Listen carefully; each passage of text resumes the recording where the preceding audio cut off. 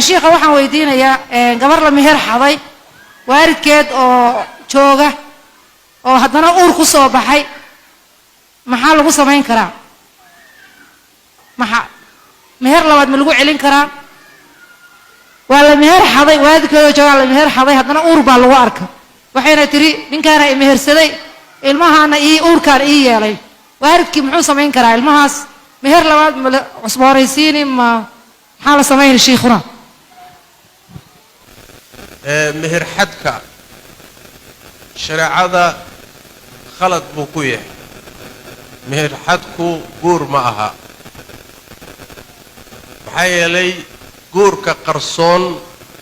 culimmadu waxay isku waafaqsan yihiin inuu uusan saxsanayn nabigeennuna wuxuu yidhi sal alla alayh wasalam haweenay kasta oo guursata weli la'aan guurkeeda waxba kama jiro waxba kama jiro waxba kama jiro guur marka la qarsanayo oo weligii laga qarsanayo oo qaraabadii laga qarsanayo oo lala dhuumanayo waa xatooyo waay tuugnimo waay wax tuugnimo ku yimidna shariicadu ma asixiso saxna ma aha arrintaas soomaalida dhaqanka u ah ee ku badan wax shariicadeennu ogoshahay ma aha waxaa kaleeto shariicada khilaafsan waxa la yidhaahdo guurka masaafada oo gabadha meeshii ay joogtay inta laga kaxeeyo magaalo kale la geeyo lagu soo meheriyo iyadana sax ma aha labaduba shariicada way khilaafsan yihiin guurka saxda ah ee qur-aanku sheegay sunnada nebiguna sheegtay sal alla alayh wasalam waxa weeye in gabadha ehelkeeda laga doono oo weligeedu bixiyo oo weligeedu guuriyo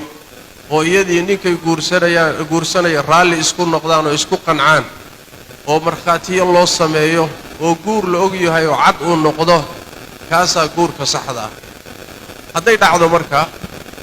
oo khaladkaasi dhaco oo ay isugu galmoodaan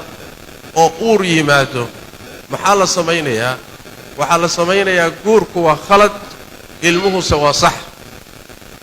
guurka waa la saxayaa oo guur saxsan ma aha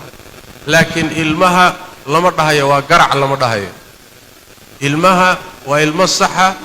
leanna ilmuhu sidiisaba wuxuu sax ku noqdaa labada ruuxee isu galmoonaya hadday rumaysan yihiin inay xalaal isugu garmoonayaan intaasaa ilmaha nasabka siinaysa oo ilmuhu uu ku qaadanayaa nasabka aabbihii laakiin labada ruux waxa dhex yaallay isku arkeen ee isugu galmoodeen ee ku wada seexdeen ee guur saxa maaha guurka waa la burinayaa hadday rabaanna dib baa laysugu guurinayaa ilmuhuna aabbihii buu ku abtirsanayaa oo ilmo saxa buu noqonayaa masaladaasi sidaas waay